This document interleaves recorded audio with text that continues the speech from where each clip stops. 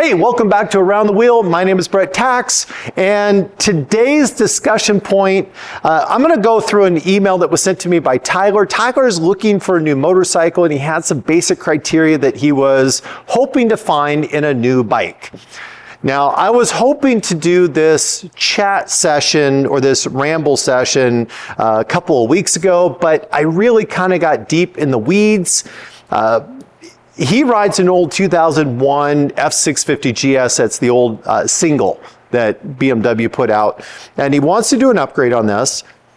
So I went back and compiled every motorcycle that's been imported into the United States and is used as an adventure bike or sold as an adventure bike between 2006 and 2026 at the making of this this video. And this is early February 26, and just really dialing it down. And it's amazing how few options there were. So I'm going to address the bikes that are recommended to him by all his buddies and all the Facebook groups, everything else that he's into. I have 5 of those 70 plus motorcycles that meet his specifications, and there are 5 additional motorcycles that are close to meeting his specs, but not quite there. And I'm going to go through and just address the very limited criteria that Tyler put out for this. So here's the email that Tyler sent me. He said, Brett, I just watched your video, New ADB Rider Questions, Michelin Anarchy Wild with Motos Tractionator Adventure, good or bad? And I thought I might throw a question in there. Not sure if you can make this into a video, but here it goes. I've been riding for 3 years on a 2001 F650GS, and I feel like I'm ready for something else, but really don't know what. And I've been having a hell of a time trying to nail down what my next bike should be. How does one grapple with that? How do you break it down? I keep coming back to the BMW because everything that is EFI, powerful enough for highway cruising, and light enough for off-road is either too heavy or drops points on the reliability, serviceability, and local support front. If I do get lighter weight and reliable local support, then it's either a 5-speed carbureted or needs so many modifications to be comfortable it is no longer lighter. At the end of the day, I want my bike only lighter, with 6 speeds and better parts availability. Many people say the MT450 or the Royal Enfield Himalayan 450, but both are heavier than the GS somehow. I guess in a sea of problems, this is one that isn't a bad problem to have. Cheers, Tyler. Okay. So let's go and just break down these. I'm going to come back to this, how one grapples with it and how do we break it down. I did create, since I did the spreadsheet anyways, I put it online. You can find it. It talks about model, the years it was manufactured, it has a sample of the horsepower and the power to weight ratio at 4 gallons and power to weight ratio empty and all these different specs. And that's all on bretttkacs.com. Also, because of Tyler, I created an entire page of the process of shopping for a replacement bike or first bike. And it goes everything from considering the depreciation values of the bike, the insurance rates, the parts availability, fuel distance and mileage, weight balance, all these different things that you might want to consider if you're really trying to dial in the best bike for you logically or within a certain criteria. So that is on bretttkacs.com. I'll let you guys go there after this chat if you're interested. And please let me know what you think about that. If you've seen this video and you go there and check it out, please let me know what you think. And I'll put that link in the show notes for the podcast and for the video cast on this. Okay. Now, of the 12 motorcycles that I'm going to go through, I'm going to focus, since there's a lot of specs to look at, I'm just going to go through the manufacturer, the model, the horsepower, and the weight, because those were the primary things that he was looking at. And then we'll discuss the other 2 elements that he brought up specifically, which is availability of parts. So we'll talk about dealer availability and, of course, the reliability. And those matter a lot. Now, the first 2 he's already identified are kind of a problem because the weight issue. If he really wants to shave weight, these don't have much to it. And that is the CFMoto 450 MT at 44 horsepower and 383 pounds. Now, for reference, the 2001 F650GS single that Tyler is currently riding is around 48 horsepower and 388 pounds dry. Now I'm going to keep offering weights, and I'm going to keep offering dry weights because I don't want to penalize a bike because it has more fuel. That's just one of the stupidest measurements I see on the market. You put fuel and oil in it, then you go, well, I want to buy this bike because it weighs less, but it's got 2 gallons less, then you have to go out and carry fuel or get an oversized fuel tank. That's just stupid. But anyways, so the CFMoto 450 is 44 horsepower, 383 pounds. He shaves some weight, but he also loses 4 horsepower. And more importantly, it's a brand that does not have a robust network of dealerships so far, getting parts and everything else, and he's really not getting a lot of upgrade in power, although I'll bet you if you rode the bike, it would probably feel a lot peppier. The Royal Enfield is going to lose on both counts. It's going to weigh more, and it's only got 40 horsepower. So we're just going to leave, enough said there. Both those bikes, I'm going to say, are out of the list, so we can drop those off. Now, there are 5 motorcycles that meet his requirements of more horsepower and less weight. And I'm just going to go through those in order. I'm going to start with the one that is closest to where he's at. It's actually just a little bit or less horsepower, but somebody's going to bring this up. That's the KTM 390 Adventure. It's really close on horsepower with 43 instead of 48, and it's 348 pounds. So he's actually got a better power to weight ratio.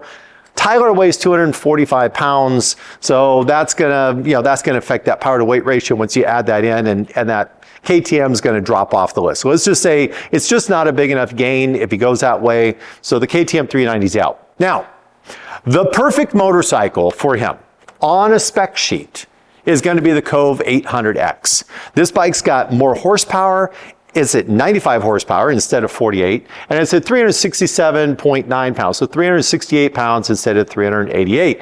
He's shaving weight, putting significantly more horsepower onto the ground. It's a modern motorcycle, fuel injected. It's got everything that he wants, except we don't know what it's going to be like long term. It's a new company to the States. We don't know what the reliability is going to be, and if he really wants availability of parts and network, unless he's parked right next to a dealer and he's not going to travel anywhere, that could be a challenge. So by spec, the Cove is where it's at, but reliability, accessibility to network, and the refinement of the Cove is still behind the European and Japanese brands. They just don't feel as refined when you're running through the fuel injection and when you're looking at the fit and finish, but that's not something he designated as a criteria. So I'm going to knock the Cove out only because of the dealerships and unknown reliability. That leaves us with 3 KTM bikes. And so we have the Husqvarna 701, the KTM 690 Adventure, and the Gas 700. They're all owned by the KTM company.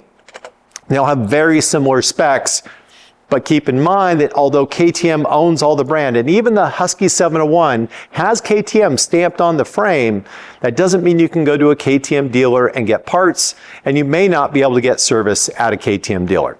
So we're going to knock the Gas 700 off. It's 74 horsepower, 321 pounds. It meets his performance requirements. It's fuel injected, all that other stuff. But Gas is a brand that doesn't have a lot of dealer network around. And if they do, the 700 is a lot more rare. So getting parts and work and mechanics who know that bike is probably going to be pretty low.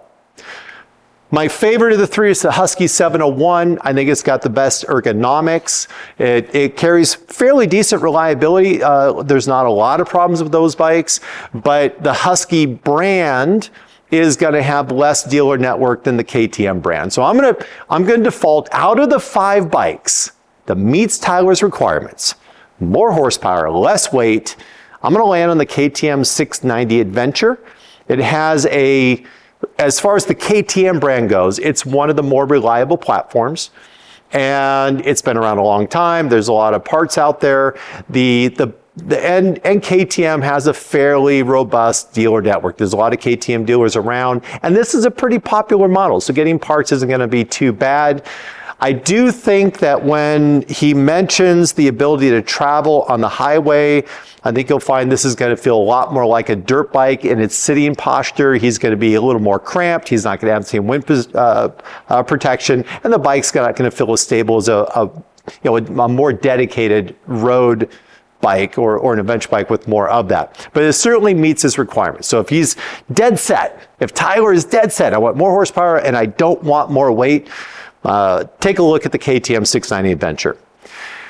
Now, I mentioned, I'm going to go ahead and pull this list up. I'm going to throw 3 more and say, Tyler, I know you mentioned you want less weight, but let's just push the weight up a little bit. You were at 388 pounds dry. Let's push it up to the sub 420 pound, because that'll bring at least 5 more options that we can have here. And I'm going to knock off my list and then leave you with the one that I think Tyler should be looking at the very end. So I'll start off with the KLR 650, because somebody watching the video or somebody listening to this podcast is going to mention that this is the bike for him. It's fuel injected. They have ABS now. It's been around forever. They have dealer network. They have parts availability. All of that is true, but they're also still only 40 horsepower. And it weighs 409 pounds. So he's losing a significant power to weight ratio. And honestly, the fit and finish compared to even that 2001 BMW, it still feels less refined than that older BMW. So I really don't think this is going to be a good fit for him. So the KLR guys, love you. I love the Cockroach. It's a great motorcycle, but I don't think it's for Tyler.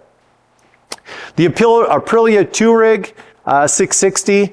This is, from a performance standpoint, is definitely worth considering. 80 horsepower, it's 413 pounds, so we are putting some weight on, but we're gonna make it up with that power to weight ratio. It's got good electronics. It's super easy to ride, great wind flow when you're out on the highway. It gives them a lot of that. I'm not gonna make a full recommendation of it, only because finding Aprilia dealers, they're relatively rare. Getting the parts in, they're not going to have them on the shelf. And the Aprilia it's not the most reliable motorcycle out there. There's definitely a lot of little things that can happen with it. And if it does, unless you're living next to a dealership, you're probably not going to find it. So great machine, not going to recommend it because of the reliability and the dealer concerns for it. I have 2 KTMs worth bringing up, the KTM 890 and the KTM 1090, and that was from back in 2016 to 2018. The 890 is out. It's 105 pounds, 392 pounds. It feels way less weight than it is. It's got great performance. It's got great fuel economy. It's got decent airflow. It'll roast your leg. But the reliability, that particular bike, of all the big KTMs, it has a reputation for reliability issues. And I've witnessed it many, many, many times. They're real. And so I think for that concern, we're going to knock that KTM 890. And of course, that would be the Husky 901 as well. But we're going to knock those off the list. The KTM 1090, on the other hand, is likely one of the most reliable, if not the most reliable, big bore KTM ever sold. It's 125 horsepower, 411 pounds. The KTM 1090 was only made for a few years, but they kept it relatively simple. It was a transition year motorcycle between the 1190 and 1290s. It kind of sat there as they were phasing one out and really hyping up the next one. But it is a great bike. It's only a couple of years, 3 years, so that my only concern about the KTM 1090 is parts availability. How's that going to work? It's an older bike. They're not making those parts, so that's something to be concerned about. My choice for Tyler. Again, 245 pounds, horsepower is going to matter. He wants reliability. He wants modern. He wants 6-speed. He wants EFI. He wants it to be better off-road. And I'm going to land on the Yamaha Tenere 700. Guys, the Tenere is not an exciting motorcycle. It's only 72 horsepower. It's 418 pounds. It's heavy. It's low horsepower. It's the 25 and 26s now have more electronics. Honestly, the bike has so little power. It doesn't need power modes. It doesn't need traction control. But they've been making that platform and those motors since 2019 and importing since 2021, which means there's a lot of parts out there. There's a lot of aftermarket out there. There's a reason this bike is so popular, and it's extremely reliable. A lot of dealer network. I think Tyler, if he's willing to come up on his weight requirements and get above that 388 pounds and get to the next class, the sub 420 pound dry weight bikes, I think that the Tenere 700 is absolutely a bike he needs to be looking into. Now, as I get back to this, guys, I know I threw a lot of specs and a lot of numbers out there and everything else, but what I'm trying to show you is, how do I grapple with that? That was a question he had, and how do I break it down? And this is exactly how I do it. I find the bikes, I make the list, I go down the list, and I check it off. Now, none of these have told me what the fun factor is. I haven't looked at the cost of bikes. None of that stuff came up, so I didn't address it. When you go to the website, bretttkacs.com, and you find that process, or that where you can read through the sheet for the process for a bike, you can look through the spreadsheet of all the motorcycles. Also, I have an AI there, and the AI will go through that page and will go through all those specs for you if you ask questions, and it will help you select a bike based on that information. It doesn't mean it's a perfect bike. It doesn't mean it's not going to be wrong, but it's going to definitely give you some guidance. It's a tool to help select things. You might come up with a motorcycle you'd never considered before, just because it meets everything you want. And that's kind of what the point is. And so every time I go through this, I do a breakdown. What do I need that bike to do? What do I expect from it? When I have a bike I'm going to tour on and I'm going to spend significant time, that's a big difference than if I'm going to plan on just trailering it around and taking my big adventure bike and using it like a dirt bike. That's going to make a huge difference in what I buy. Do I get to have 2 bikes in the garage or 1? If I have 2 bikes, they're probably going to be a little more specialized. I'm going to have a heavyweight and a lightweight, one to play in the dirt and one for touring. If I get 1 bike, it's going to be very different, a very different choice and process. Also, most of us aren't going to keep a bike for a lifetime, even when we think we should. So, get the bike that makes you happy now. Get the bike that meets your needs now. When the time comes, sell it, get the next one, right? That's where that goes. Hope you guys enjoyed this. I know it was a lot of numbers, a lot of just going through bikes and what the process was and why I suggested bikes and why I didn't suggest them. This is not supposed to be a short order format. When I do these particular question and answers, when I take your email or the emails of riders and I read them and I answer them, the point is to go through this in the same detail that my brain spins and the whole process to go through. If you like that, that's great. Please leave a comment. Let me know that you like it. If you think there's ways that you'd like to see me hone and streamline this, I'm listening. This is for 2026. I've just started doing the video blog. So instead of just doing the podcast audio, I'm doing them on YouTube as well, because I know I listen to a lot of guys. I just want to listen to them to talk. It's in the background. I'm in the shop working, and that's what I'm hoping this is going to do for you. All right, guys, thanks again. I appreciate it. I'll see you this year on the trail. Hopefully, I'll see you in one of my classes. Again, that's on bretttkacs.com as far as if you want to use this data and information. I also did one for boots. If you're shopping for some new boots, I did the same thing. I have an AI. I have a spreadsheet. I'm working with Brian over at CFMoto to create more detail, get more data that we can put into that so we can share it with you guys. No, he's not a sponsor. I don't have any sponsor for the channel. The only people to keep this channel alive is you. It's all through Patreon. It's all through thank yous. And I appreciate every one of you that help me keep doing this for you. Remember, ride with a smile, because attitude matters.